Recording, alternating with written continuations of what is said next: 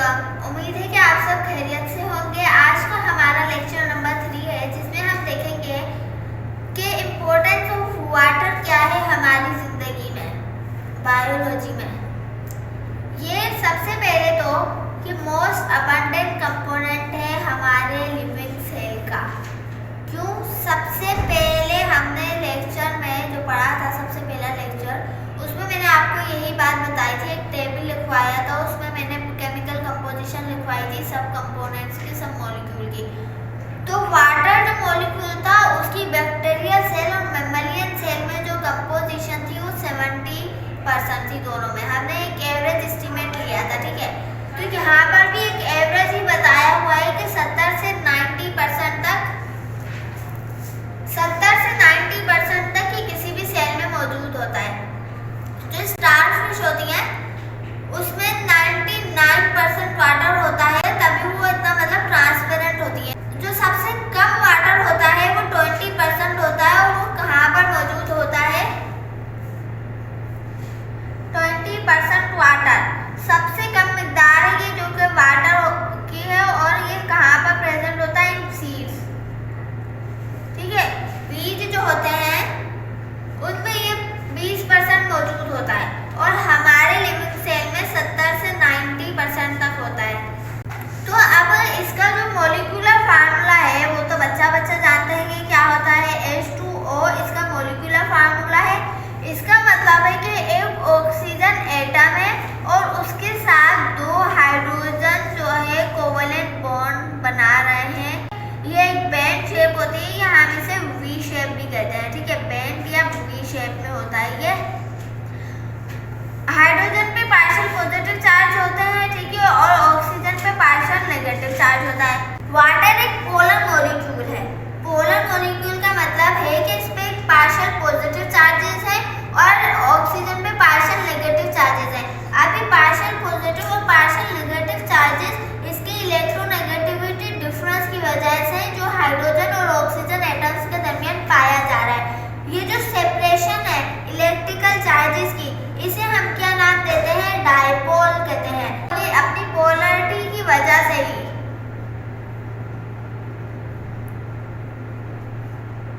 अपनी पोलैरिटी की वजह से ही यूनिवर्सल सॉल्वेंट होता है। वाटर को हम यूनिवर्सल सॉल्वेंट नाम देते हैं। सॉल्वेंट वो जो किसी भी चीज को डिसॉल्व कर ले। अब इसे हम यूनिवर्सल सॉल्वेंट क्यों नाम देते हैं? जैसे कि जितने भी रिएक्शंस होते हैं हमारी बॉडी में, चाहे वो जिस भी किस्म के लिए हो, हर रिएक्शन को एक मीडियम चाहिए होता है, और वो वाटर ही इजीली प्रोवाइड कर सकता है। कोई और सब्सटेंस जो है, कोई और मॉलिक्यूल ऐसा नहीं है जो दूसरे रिएक्शन को करवा सके। वाटर ही वो वाहिद मीडियम है जो सारे रिएक्शन को हमारी बॉडी में करवा सकता है।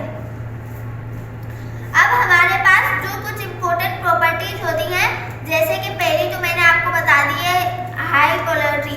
पोलैरिटी की वजह से ही हम इसे यूनिवर्सल सॉल्वेंट कहते हैं।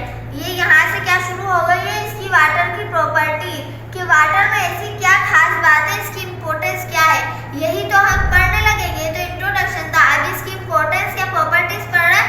तो ये पोलर मॉलिक्यूल है, इसकी पोलैरिटी की वजह से ही हम इसे क्या नाम देते हैं कि ये यूनिवर्सल सॉल्वेंट है।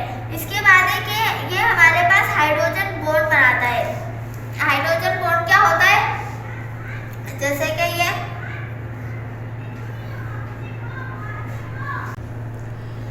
हमारे पास ये 2 वाटर के मॉलिक्यूल हैं, तो ये इस पे पार्शियल पॉजिटिव चार्ज है, उस पे पार्शियल नेगेटिव चार्ज है। तो ये वाला H+ जो है ये इस वाटर ऑक्सीजन के मॉलिक्यूल को अट्रैक्ट करेगा। ये जो अट्रैक्शन होगी इसे हम क्या नाम देंगे? Hydrogen bonding. हाइड्रोजन बॉन्डिंग की वजह से ही जो है वाटर जो है एक बेहतरीन ट्रांसपोर्ट मीडियम है। पोलैरिटी की वजह तो मैंने बता दी, हाई पोलैरिटी की वजह से यूनिवर्सल सॉल्वेंट है। अब हाइड्रोजन बॉन्डिंग की वजह से क्या होता है? हाइड्रोजन बॉन्डिंग की वजह से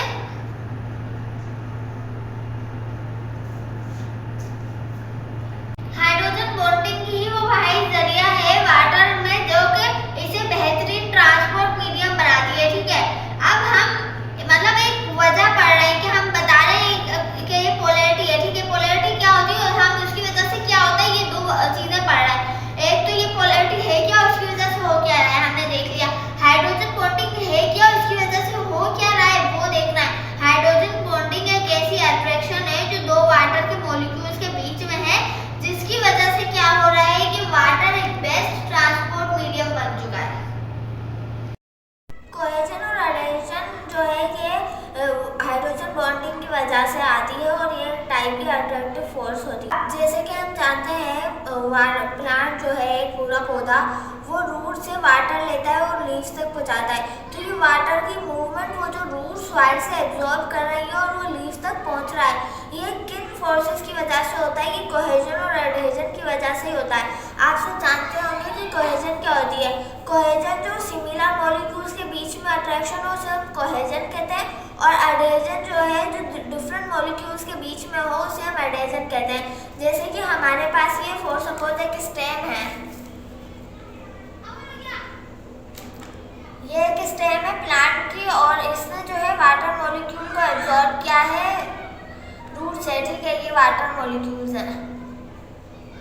तो अब ये जो अट्रैक्शन होगी ना वाटर से वाटर मॉलिक्यूल के बीच में, इस अट्रैक्शन को हम कोहेजन का नाम देंगे। और ये जो अट्रैक्शन होगी वाटर मॉलिक्यूल और ये स्टेम के बीच में, इसे हम एडहेजन का नाम देंगे। तो ये सिमिलर मॉलिक्यूल्स के दरमियान जो अट्रैक्शन है उसे हमने कोहेजन बोला है, ठीक है, और जो डिफरेंट के दरमियान है उसे हमने एडहेजन नाम दिया है। तो कोहेजन और एडहेजन ही अट्रैक्टिव फोर्सेस होती है जिनकी बदौलत प्लांट जो है सॉइल से वाटर एब्जॉर्ब करके लीव्स तक पहुंचाता है। Cohesion is the attraction among the water molecules. Cohesion जो है अट्रैक्शन है अमंग वाटर मॉलिक्यूल जो कि वाटर को अनेबल करती है कि वो एक दूसरे के साथ स्टिक करे और आसानी से नीचे रूट से लीव्स तक मूव कर सके। उनके पास ये भी एबिलिटी है कि वो दूसरे पोलर सरफेसेस या दूसरे मॉलिक्यूल्स के साथ भी अटैक करे।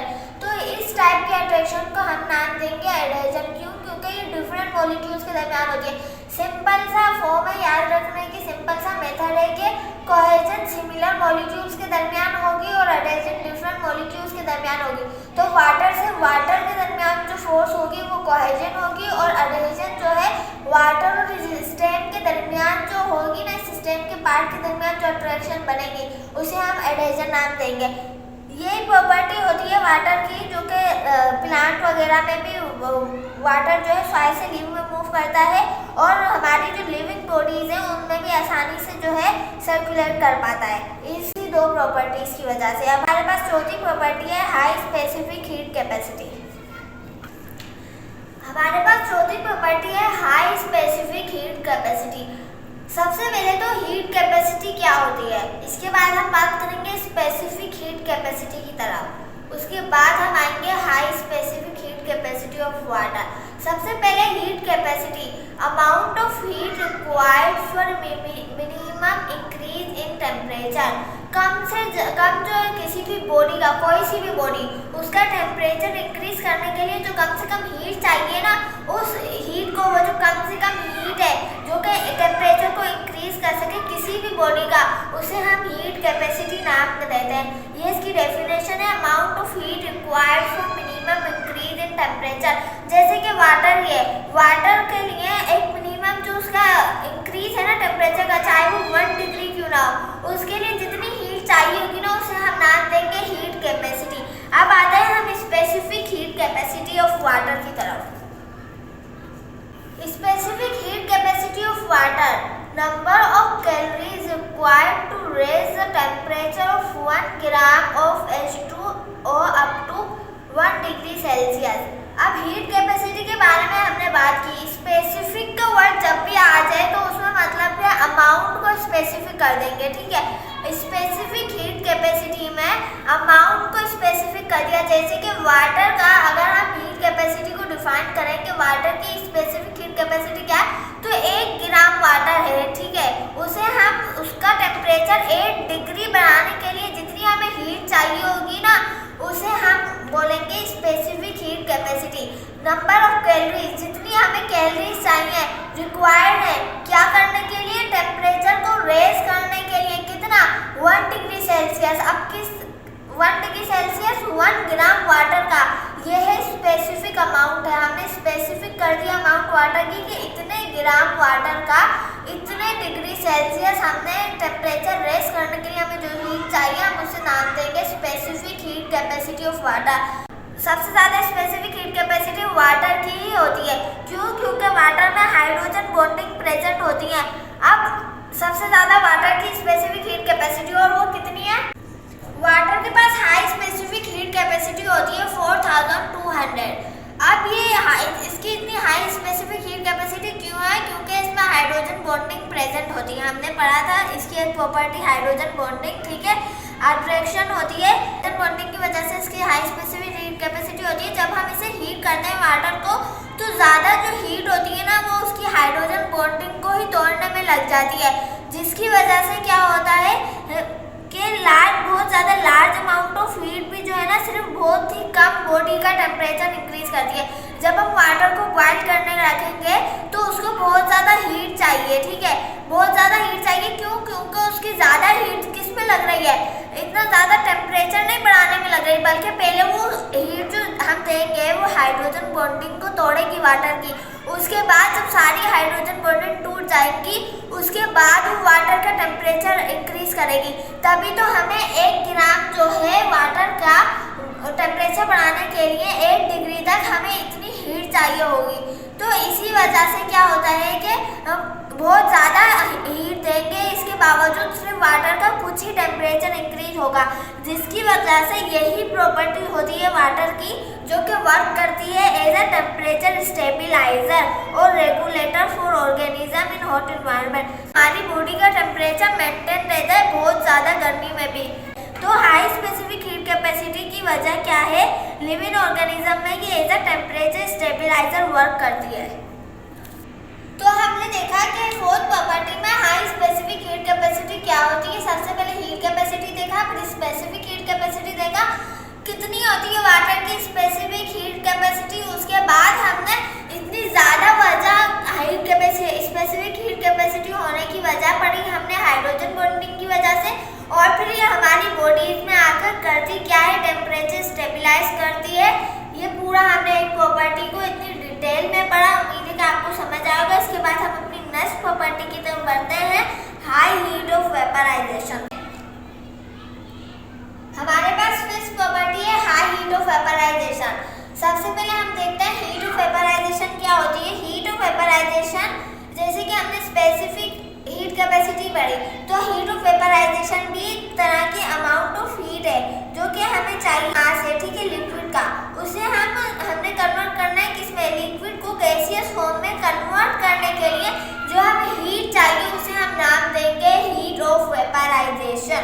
तो इसकी हम डेफिनेशन लिखते हैं। वाटर की जो है हाई हीट ऑफ वेपराइजेशन होती है, वो कितनी होती है? 574 कैलोरीज पर ग्राम। 1 ग्राम को वेपराइज करने के लिए, 1 ग्राम लिक्विड है वाटर का, उसे वेपराइज करने के लिए हमें 574 कैलोरीज चाहिए होती हैं।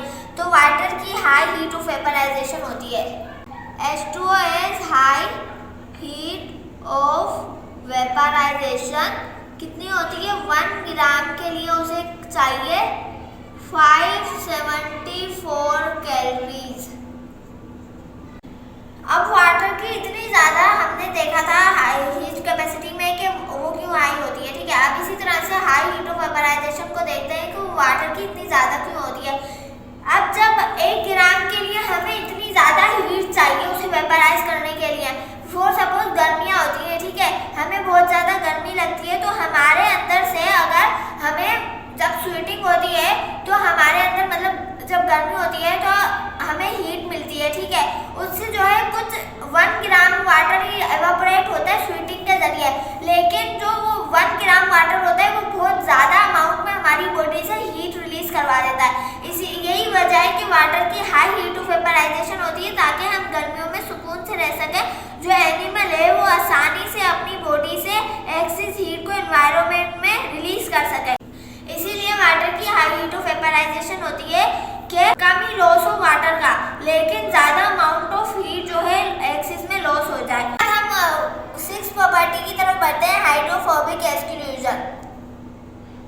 हमारे पास 6th प्रॉपर्टी है वाटर की हाइड्रोफोबिक एक्सक्लूजन। हाइड्रोफोबिक एक्सक्लूजन आपने देखा होगा आमतौर पर कि पानी में अगर हम थोड़ा सा तेल डालते हैं, तो अगर हम जगह जगह पे पानी का एक गिलास है उसमें जगह जगह पे तेल के टपके डालें, तो थोड़ी देर बाद आप देखेंगे तो वो जो तेल के टपके हैं वो तो पानी के ऊपर ही रहेंगे, लेकिन वो जो हमने दूर दूर डाले थे ना तेल के टपके ड्रॉप्स, वो आपस में एक दूसरे के पास आ जाएंगे वो, और बाद में थोड़ी देर बाद जब हम देखेंगे तो वो एक ही ड्रॉप बन जाएगा।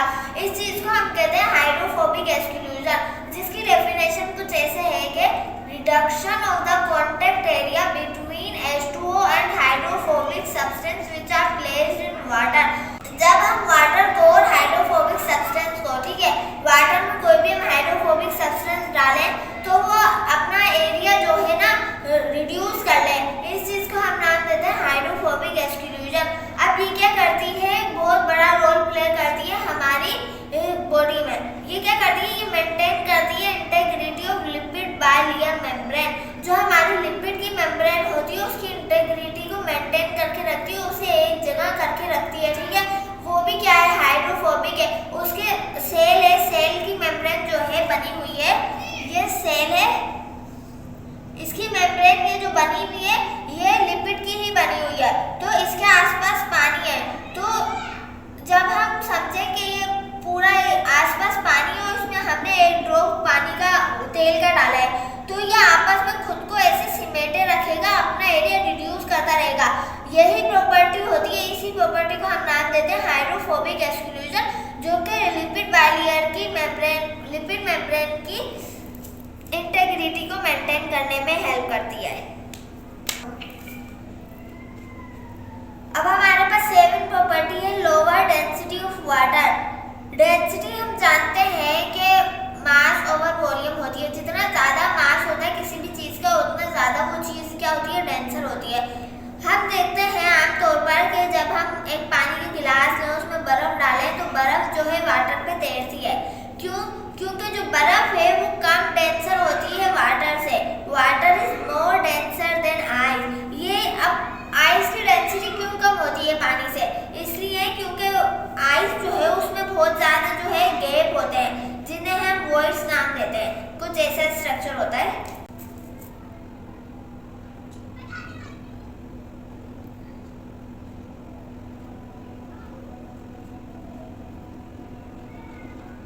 ऐसा स्ट्रक्चर बन जाता है आइस का, ठीक है। अब ये स्ट्रक्चर किस वजह से है कि वाटर के मॉलिक्यूल्स हैं, उनके दरमियान क्या है, हाइड्रोजन बॉन्डिंग हुई है। आइस का ऐसा स्ट्रक्चर हो जाता है बिल्कुल एक लैटाइस जैसा, और इसके अंदर गैप्स बन जाते हैं, जिसे हम आमतौर पर क्या नाम देते हैं, इन गैप्स को हम नाम देते हैं वॉइड्स, जिसका मतलब है गैप। तो आइस में जो है ये इसका बहुत ज़्यादा जायंट स्ट्रक्चर हो जाता है इन वॉइड्स की वजह से। अब जिसकी वजह से आइस क्या हो जाती है, वाटर से लो डेंसिटी रखती है वाटर से, ठीक है। अब लो डेंसिटी ऑफ आइस की वजह से, जैसे कि समंदर में आपने देखा होगा सर्दियों के दिनों में क्या होता है कि समंदर पे ना एक तह जम जाती है बर्फ की, जिसकी वजह से क्या होता है, नीचे आराम से मछलियाँ जो है तैर लेती है, उनका टेम्परेचर वैसा ही रहता है। तो आइस की लो डेंसिटी की वजह से ही जो है लाइफ सर्वाइव करती है सी में, ठीक है। समंदर में मछली आराम से अपनी ज़िंदगी गुजार सकती है, क्योंकि ऊपर बर्फ़ जमी हुई होती है और नीचे का एनवायरनमेंट वैसे ही जैसे आम जिंदगी में नॉर्मल गर्मियों में होता है वैसे ही रहता है। इसी वजह से होता है क्योंकि वाटर की आइस की डेंसिटी कम होती है पानी से। हमारे पास एक प्रॉपर्टी है आयोनाइजेशन ऑफ वाटर। आयोनाइजेशन मतलब कोई भी चीज़ का आयोनाइज हो जाना, उसके आयंस में टूट जाना, पॉजिटिव और नेगेटिव एनाइन एंड कैटाइन, ठीक है। तो वाटर जो है आयोनाइज हो जाता है H+ और OH नेगेटिव में अपने आयन में, एक कैटाइन में और एक एनाइन में। अब ये जो वाटर का आयोनाइजेशन रिएक्शन है ये रिवर्सिबल होता है और अपने इक्विलिब्रियम को मेंटेन करके रखता है। वाटर की आयोनाइजेशन वाली प्रॉपर्टी की वजह से ही ये किसी भी लिविंग बॉडी में जाकर एज एसिड और एज बेस बिहेव करता है। दोनों प्रॉपर्टी रखता है वाटर, एसिड की भी और बेस की भी। ऐसा मटेरियल, कोई भी ऐसी चीज़ जो कि बहुत दोनों चीज़ें रखती हो, प्रॉपर्टी रखती हो, एसिड की भी और बेस की भी, इसे हम कहते हैं एम्फोटेरिक। तो वाटर जो है एम्फोटेरिक होता है नेचर में। इसका मतलब ये है कि ये इसके पास एसिड वाली प्रॉपर्टी भी होती है और बेस वाली प्रॉपर्टी भी होती है। इन दोनों को मिलाकर हम कहते हैं एम्फोटेरिक। अब ये जो एम्फोटेरिक नेचर होती है वाटर की, कि बिहेव करना एज एसिड भी और एज बेस भी, इसी वजह से क्या होता है कि ये किसी भी लिविंग बॉडी में मेंटेन करके रखता है pH को। जैसे ही हमारे ब्लड में पीएच गड़बड़ होने लगती है तो वाटर क्या करता है, इस पीएच को मेंटेन कर देता है। क्यों? क्योंकि इसके पास एक ऐसी प्रॉपर्टी है जो कि एसिड की तरह भी बिहेव करे और बेस की तरह भी बिहेव करे। इसके बाद हमारे पास नेक्स्ट प्रॉपर्टी वाटर की, एनामोलस बिहेवियर ऑफ वाटर। इसके बाद हमने सारी प्रॉपर्टीज देख ली है वाटर की, high polarity, high specific heat capacity, high heat of vaporisation, hydrogen bonding, ionisation, hydrophobic exclusion, anomalous behaviour of water, जिसमें मैंने आपको समझाया लोअर डेंसिटी ऑफ आइस। ठीक है, तो ये था हमारा आज का टॉपिक इम्पोर्टेंस ऑफ वाटर। उम्मीद है कि आपको बिल्कुल अच्छे से डिटेल में समझ आया होगा। अगर आपको कोई भी क्वेरी है तो आप कमेंट सेक्शन में पूछ सकते हैं। नेक्स्ट वीडियो तक के लिए अल्लाह हाफिज़।